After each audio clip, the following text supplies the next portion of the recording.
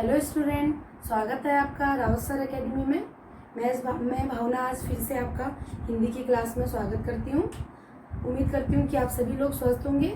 तो चलिए, कल की क्लास में हमने वर्णमाला में वर्ण, अक्षर, शब्द, पदबंध, उपवाक्य और वाक्य, तो इसके बारे में हमने पढ़ा था। उसके बाद हमने वर्ण के भेद, वर्ण के कितने भेद होते हैं? 2 भेद होते हैं। तो उसमें हमने स्वर और व्यंजन पढ़े, ठीक है।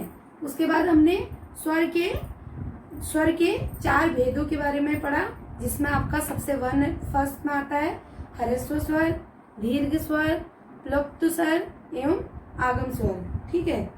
उसके बाद हमने व्यंजन, तो आज हमने व्यंजन हमने कल पढ़ा था, आज हमने क्या पढ़ना है? व्यंजन के भेद।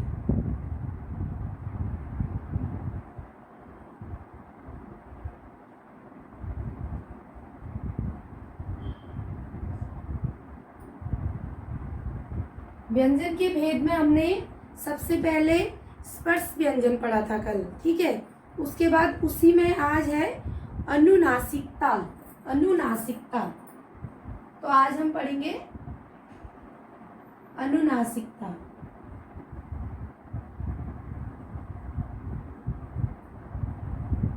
तो इसमें देखिए,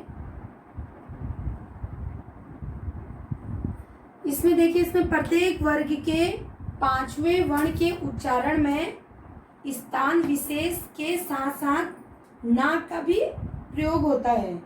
जो हमारा 5वां वर्ण है उसके उच्चारण में नाक का भी प्रयोग होता है, उसे क्या बोलते हैं? अनुनासिकता कहते हैं। उसमें जैसे आपका यो, अणो, तो इसमें हमारा न, मो, अंक, इसमें हमारा नाक का प्रयोग हो रहा है। उसके बाद देखिए, दूसरा नंबर है हमारा अंत स्तर व्यंजन। जो व्यंजन का दूसरा भेद है उसके बारे में पढ़ेंगे।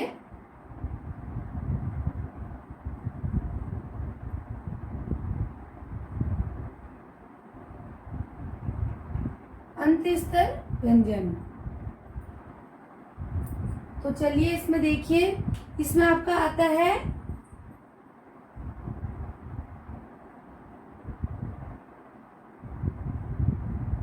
अंत स्तर व्यंजन में आपका आएगा य, र, ल और वो, ठीक है। तो वो वे व्यंजन जो स्वर और व्यंजनों के बीच का शब्द है उसे अर्थ स्वर भी कहते हैं और अंत स्तर भी कहते हैं। बहुत बार पेपर में आता है कि अर्थ स्वर व्यंजन किसे कहते हैं, तो कंफ्यूज में ये जो सेकंड भेद है हमारा व्यंजन का, उसे ही अर्थ स्वर व्यंजन भी कहते हैं। इसका उच्चारण जीभ, तालु, दंत और ओष्ठ के सटने से होता है, ठीक है। इसका उच्चारण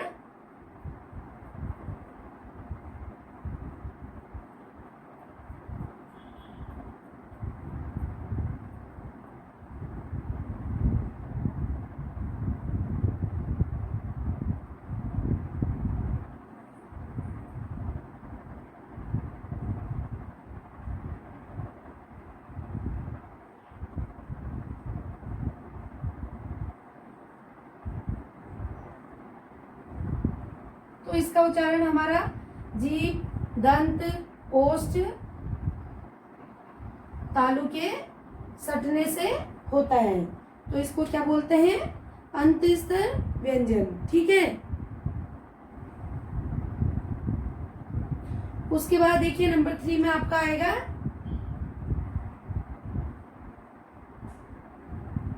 संघर्षी व्यंजन।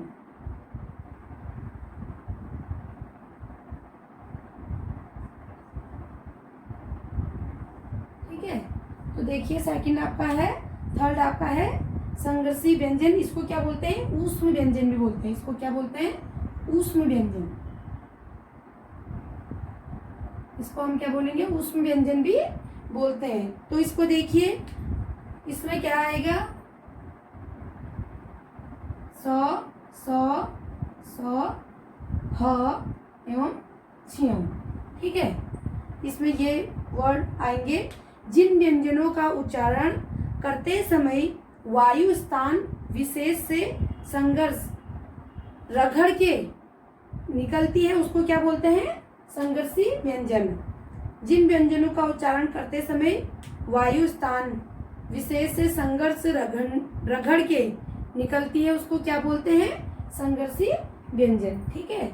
नंबर उसी में देखिए स्पर्शी संघर्षी भी आता है, इसी में आपका आएगा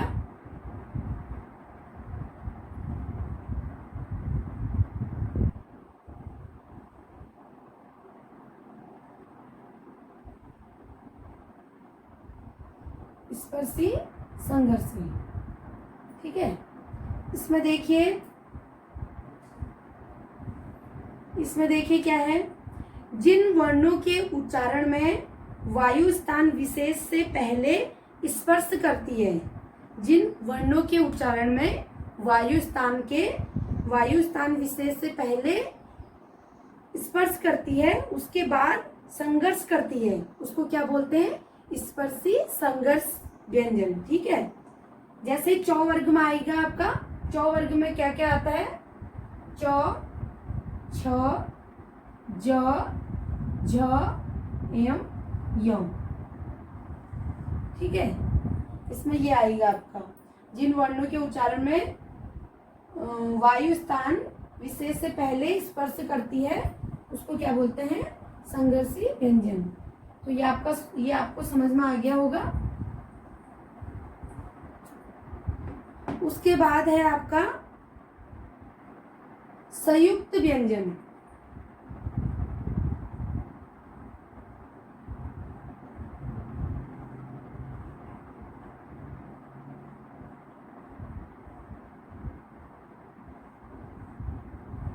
देखिए संयुक्त व्यंजन, इन व्यंजन का प्रयोग दो व्यंजनों के मेल से होता है। इन व्यंजनों का प्रयोग कैसे होता है?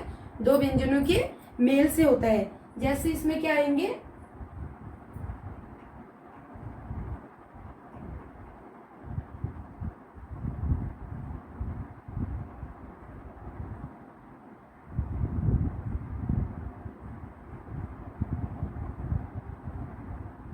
इन वर्णों का प्रयोग दो व्यंजनों के मेल से होता है। देखिए इसमें आएगा आपका छ्यों, त्र, ज्ञों। ठीक है। इसमें देखिए और आएगा स्र। देखिए छियों में देखिए दो व्यंजन क्या क्या आएंगे?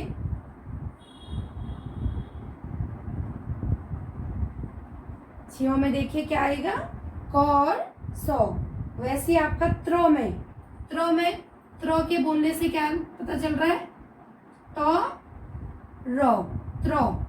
ठीक है। वैसे ज्यो में आपका क्या आएगा? ज और यौ।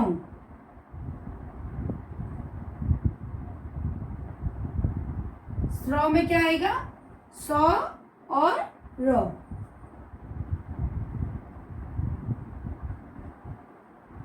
देखिए संयुक्त व्यंजन बता रही हूं मैं आपको। संयुक्त व्यंजन दो वर्णों के जिसमें दो व्यंजनों का मेल होता है उसको क्या बोलते हैं? संयुक्त व्यंजन। इसमें आपका देखिए आएगा छ्यों, त्र, ज्ञों और स्र। ठीक है। दो व्यंजनों के मेल से हो रहा है। दो व्यंजनों का जब मेल होता है तो उसको क्या बोलते हैं? संयुक्त व्यंजन। उसके बाद देखिए व्यंजन मैंने आपको बता दिए। अब मैं आपको समझाऊंगी शब्द। अब क्या आएगा? शब्द।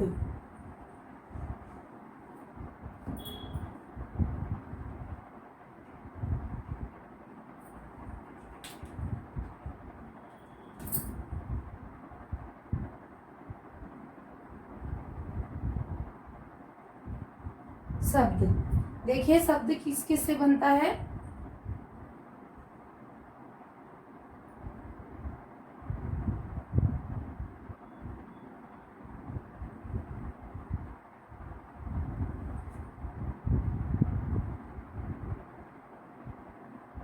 देखिए वर्ण और अक्षर से क्या बनता है? शब्द। वर्ण और अक्षर को मिला के क्या बनेगा? शब्द। ठीक है।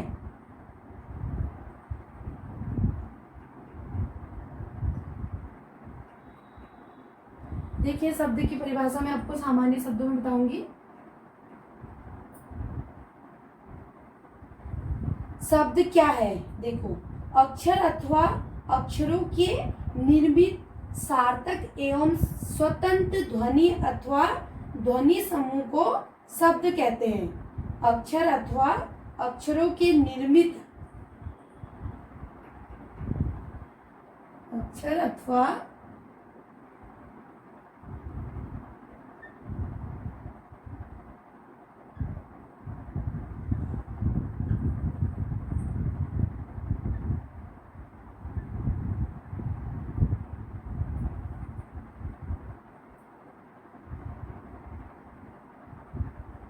सार्थक एवं स्वतंत्र ध्वनि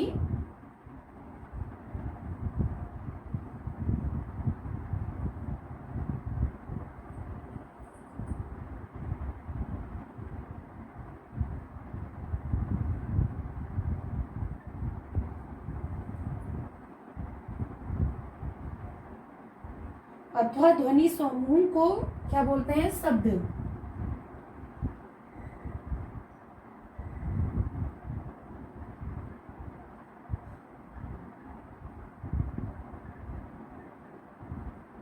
ध्वनि समूह को क्या बोलेंगे? शब्द। ठीक है, शब्द। तो शब्द की परिभाषा जो है वो देखिए, अक्षर अथवा अक्षरों के निर्मित सार्थक एवं स्वतंत्र ध्वनि अथवा ध्वनि समूह को क्या बोलते हैं? शब्द। ठीक है, तो देखिए शब्द के भेद।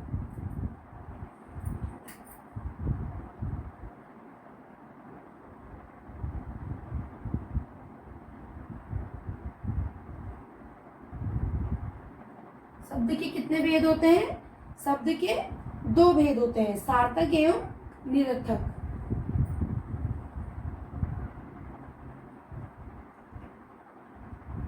नंबर 1 आएगा आपका सार्थक, नंबर 2 आपका आएगा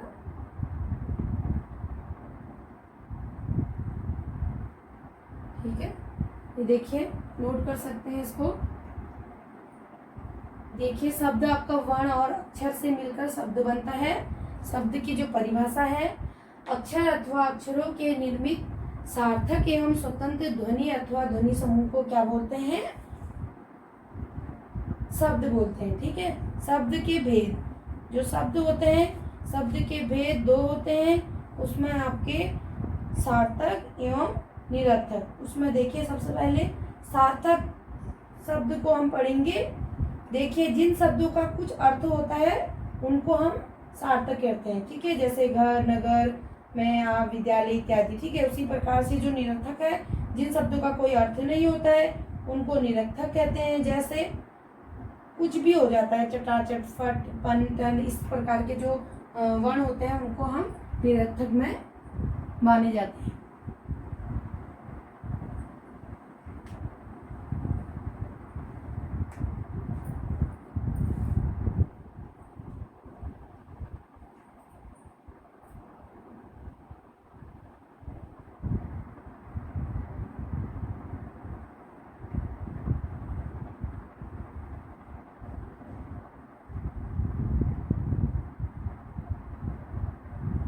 जिनका कोई अर्थ निकलता उसको क्या बोलेंगे?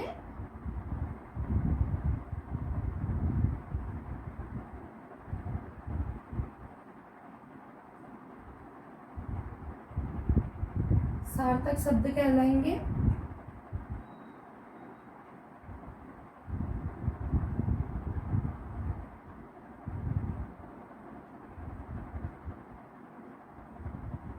जैसे आपका आएगा घर, नगर, जिसका कोई अर्थ होता है। ठीक है, विद्यालय,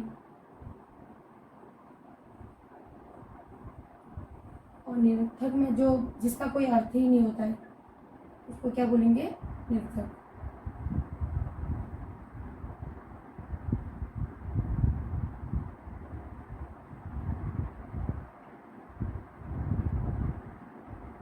जैसे कुछ भी, टन, कोई भी आप ले लीजिए, बहुत सारे वर्ड होते हैं, बहुत सारे शब्द होते हैं जो निरर्थक में आते हैं। ठीक है, तो आपको शब्द के भेद मैंने आपको बता दिए हैं।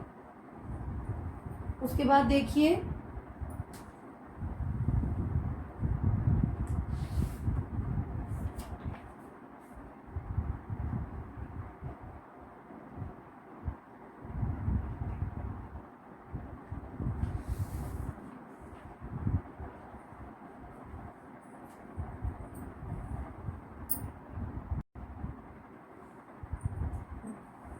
उसके बाद देखिए बनावट के आधार पर शब्दों के भेद देखिए।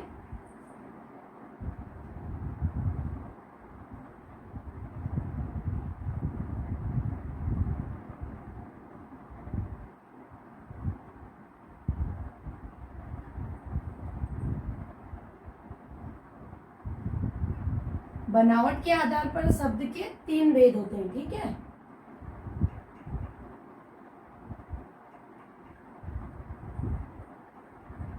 तो बनावट के आधार पर शब्द के कितने भेद होते हैं?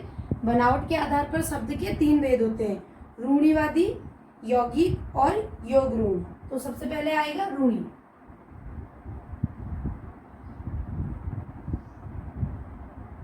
तो बनावट के आधार पर शब्द के जो 3 भेद होते हैं उसमें सबसे पहले आएगा रूढ़ि। देखिए रूढ़ि शब्द उनको कहते हैं जो शब्द के योग से नहीं बनते, जैसे आम, हाथ, कान, कलम और इत्यादि, ठीक है। रूढ़ि शब्द उनको कहते हैं जो शब्द के योग से नहीं बनते हैं। रूढ़ि जो शब्द के योग से नहीं बनते हैं।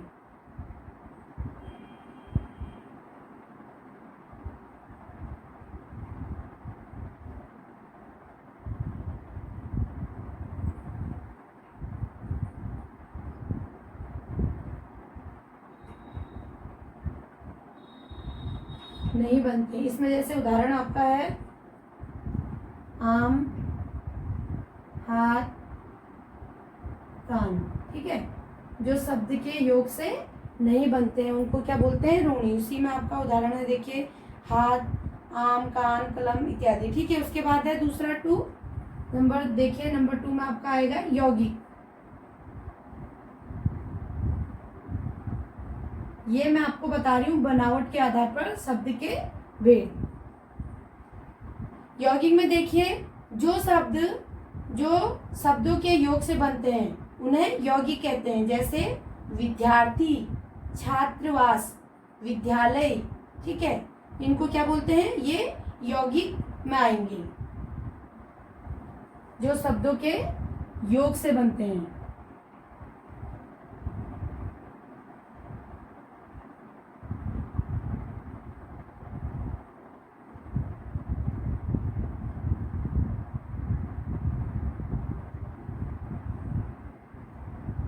देखिए इसमें में आपका है विद्यार्थी, विद्यालय।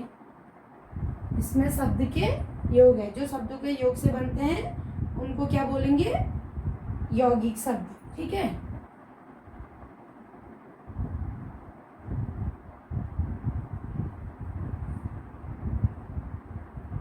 नंबर 3 में देखिए आपका योग रूढ़ि, ठीक है।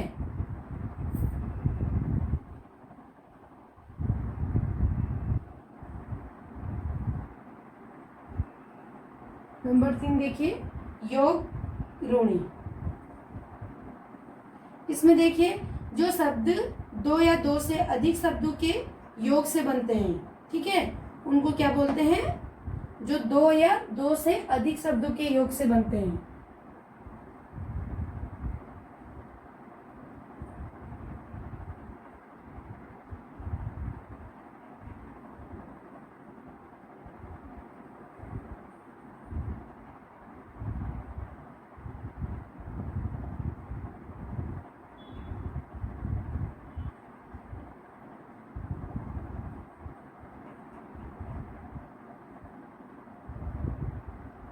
देखिए योग रूढ़ि में देखिए जो 2 या 2 से अधिक शब्दों के योग से बनते हैं उनको क्या बोलते हैं? योग रूढ़ि, ठीक है। इसमें आपका आएगा आपका जैसे कि कमल, बादल, जलद, ठीक है।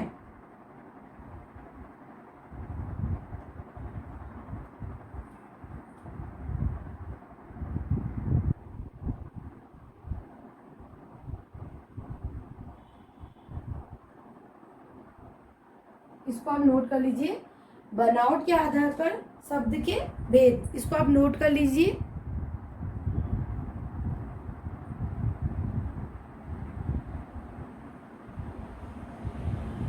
बनावट के आधार पर शब्द के भेद।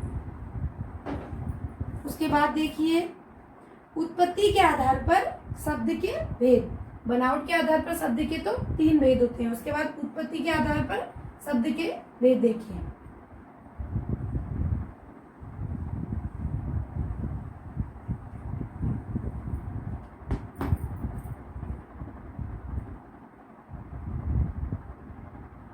उत्पत्ति के आधार पर शब्द के भेद, इसमें सबसे पहले आएंगे आपके 4 भेद। उत्पत्ति के आधार पर शब्द के कितने भेद होते हैं? 4।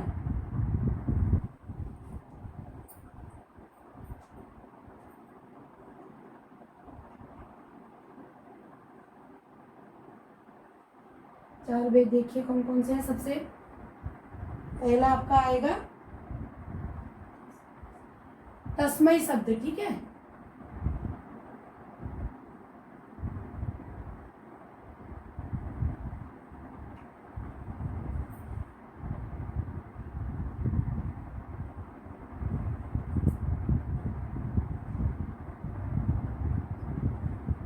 देखिए सबसे पहले आपका आएगा तत्सम शब्द।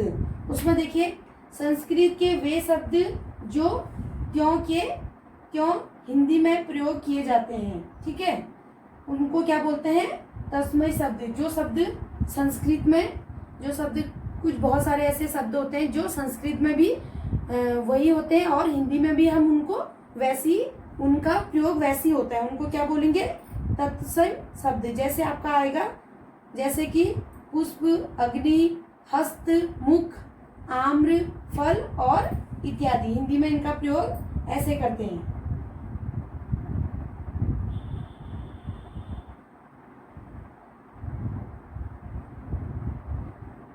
ठीक है। समझ में आ गया उसका। उसके बाद है नंबर 2 तत्भव शब्द।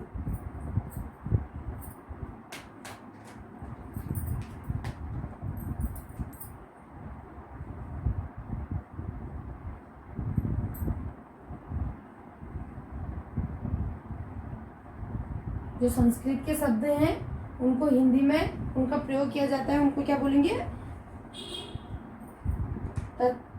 तत्सम शब्द बोलेंगे, तत्भव।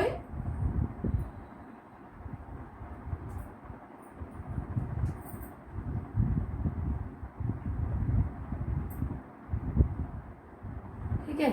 नंबर 3 आपका है तेजत शब्द और उसके बाद है विदेशी शब्द।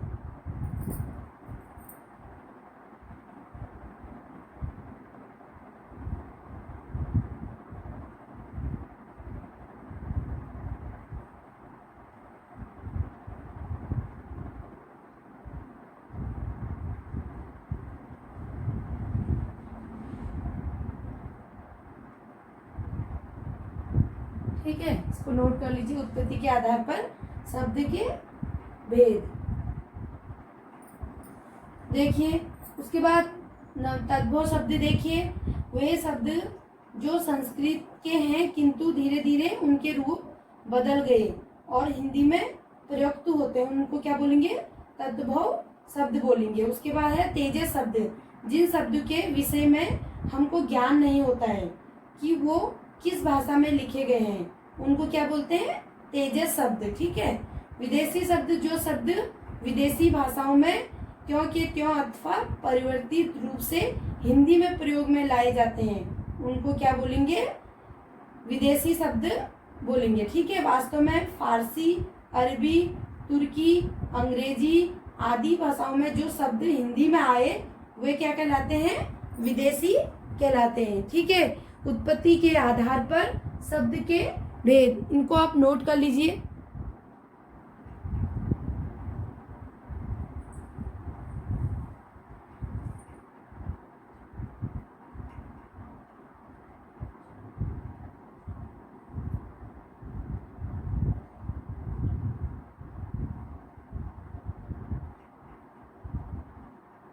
उसके बाद देखिए अर्थ के आधार पर शब्द के भेद। उसके बाद देखिए हमने बनावट के आधार पर शब्दों के भेद पढ़े, उसके बाद उत्पत्ति के आधार पर शब्द के भेद, और अब है अर्थ के आधार पर उत्पत्ति शब्द के भेद।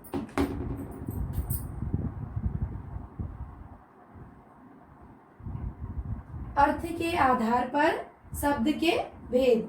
अर्थ के आधार पर शब्द के 3 भेद होते हैं। सबसे पहले आपका आएगा वाचक।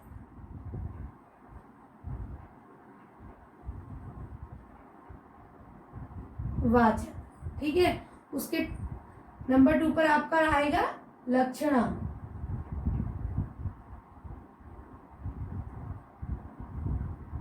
ठीक है। उसके बाद नंबर 3 पर आपका आएगा व्यंजक।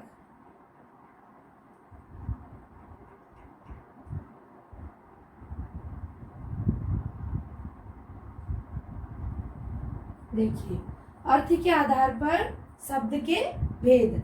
अर्थ के आधार पर शब्द के कितने भेद होते हैं? अर्थ के आधार पर शब्द के 3 भेद होते हैं। जो नंबर 1 है वाचक, उसमें देखिए शब्द की जिस शक्ति द्वारा किसी शब्द के साक्षात सांकेतिक अर्थ का बोध होता है उसे वाचक कहते हैं। जिन शब्दों का अर्थ सरलता से समझ में आ जाता है उनको क्या बोलते हैं?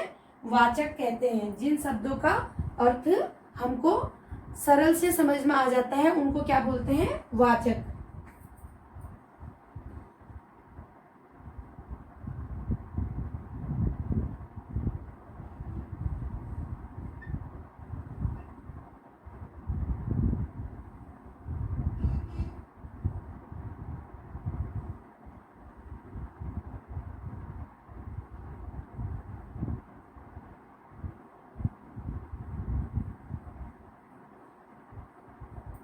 वे शब्द क्या बोलते हैं? उन शब्दों को क्या बोलेंगे? वाचक। ठीक है। जिन शब्दों का अर्थ हमें सरलता से समझ में आ जाता है उनको क्या बोलते हैं? वाचक कहते हैं। जैसे घर, नगर, सड़क आदि।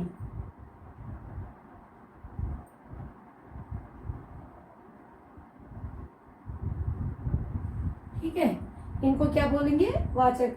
मैंने बहुत ही सरल सी इसकी परिभाषा आपको बता दी है। वाचक जिन शब्दों का अर्थ हमें सरलता से समझ में आ जाता है उनको क्या बोलेंगे? वाचक शब्द बोलेंगे। जैसे घर अगर कोई बोलता है तो हमको बहुत ही जल्दी समझ में आ जाता है। ठीक है। उसके बाद है लक्षण। वे शब्द जिनका सीधा शाब्दिक अर्थ न लेकर प्रयोजक वश दूसरा अर्थ निकलता है। वे शब्द जिनका सीधा अर्थ नहीं निकलकर दूसरा अर्थ निकलता है उसको क्या बोलते हैं? लक्षण। ठीक है।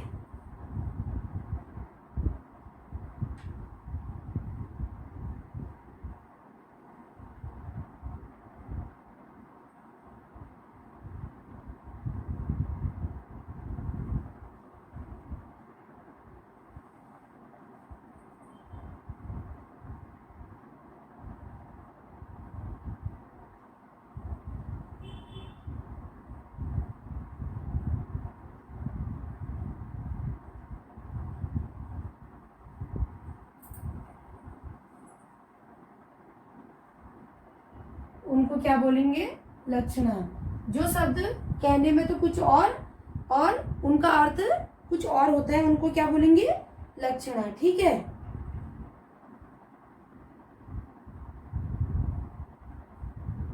जैसे कभी हम उदाहरण के लिए जैसे कभी हम बोलते हैं कोई मूर्ख होता है उसको हम सीधे ये तो नहीं बोलेंगे ना कि आप मूर्ख हो, तो कभी कभी हम बोल देते हैं तुम तो बिल्कुल ही गधे हो। जैसे कि उसका अर्थ कुछ और होता है और हम बोलते कुछ और हैं। ठीक है।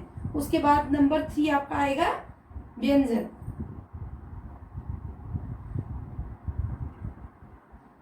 व्यंजक वे शब्द होते हैं जिनका न वाचित्य लिया जाता है न ही लक्ष्य। इनका न कोई अर्थ होता है, इनका अर्थ अलग अलग होता है।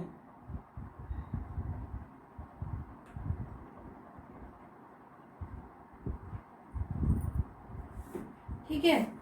अर्थ के आधार पर मैंने आपको भेद बता दिए। अर्थ के आधार पर 3 भेद होते हैं। सबसे पहले मैंने आपको बताया बनावट के आधार पर शब्द के भेद, उसके बाद आपको उत्पत्ति के आधार पर शब्द के भेद, उसके बाद अर्थ के आधार पर शब्द के भेद। उसके बाद देखिए रूपांतर के आधार पर शब्द के भेद, रूपांतर के आधार पर शब्द के भेद।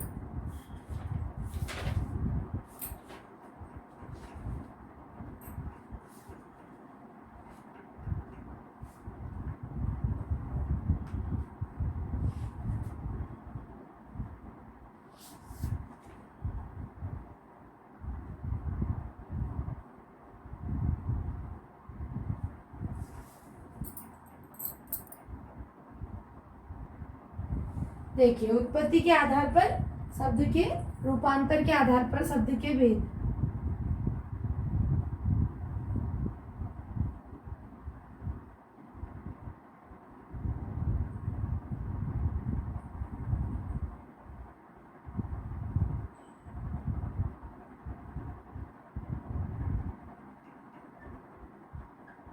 देखिए रूपांतर के आधार पर शब्द के भेद। देखिए रूपांतर के आधार पर शब्द के केवल दो भेद होते हैं, विकारी एवं अविकारी।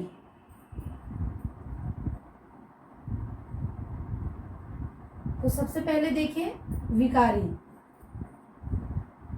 लिंग, वचन और कारक के कारण जिन शब्दों के रूपों में विकार होता है उनको क्या बोलते हैं? विकारी शब्द। ठीक है।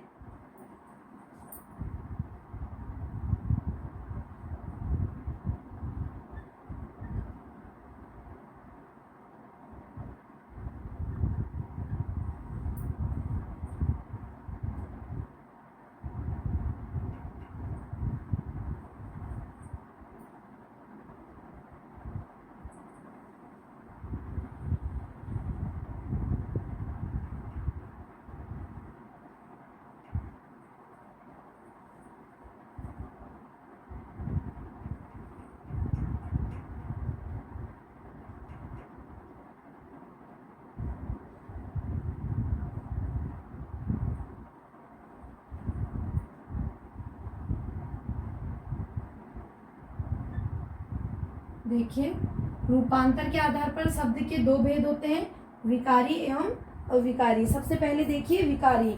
लिंग, वचन, कारक के आधार पर, कारण के कारण जिन शब्दों में विकार होता है उनको क्या बोलते हैं? विकारी शब्द। जैसे तुम, वह, बालक आदि। ठीक है।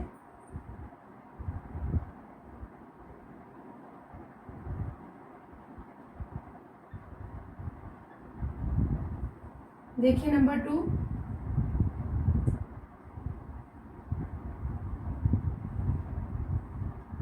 अविकारी। ठीक है।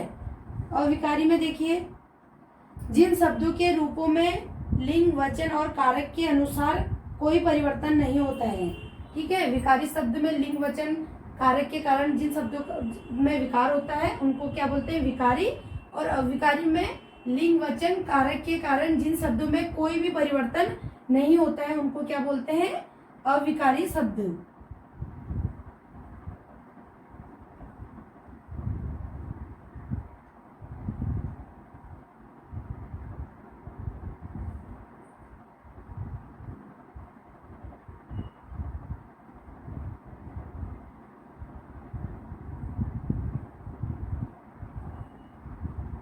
इसी में देखिए आगे, पीछे, ऊपर, नीचे, ये आपका उदाहरण में आता है।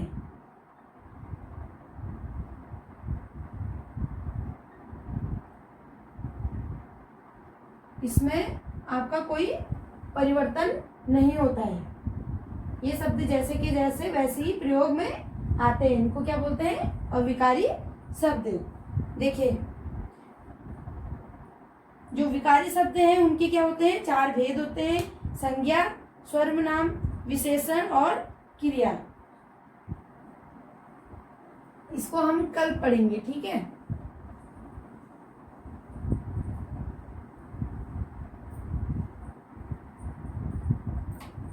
संज्ञा, जो विकार के 4 भेद होते हैं, संज्ञा, सर्वनाम, विशेषण और क्रिया। वो हम कल की क्लास में उसको अच्छे से पढ़ेंगे। आज की क्लास में यहीं पर समाप्त करती हूँ। धन्यवाद।